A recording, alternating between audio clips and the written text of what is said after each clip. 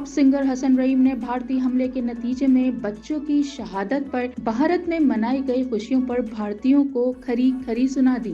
एक वीडियो में हसन रहीम का कहना था कि मसला ये नहीं है कि पाकिस्तान पहलगाम वाक़ये में कसूरवार है या नहीं, क्योंकि जब भारत के पाकिस्तान पर लगाए गए इल्जाम का सबूत मांगा गया तो वो नहीं मिला। हसन रहीम का कहना था कि मसला ये है कि भारत के हमले में एक बच्चा शहीद हुआ, जिस पर मैंने भारतीय कौम का रद्द अमल देखा गया। आपकी आधी से ज्यादा आवाम खुशियां मना रही थी।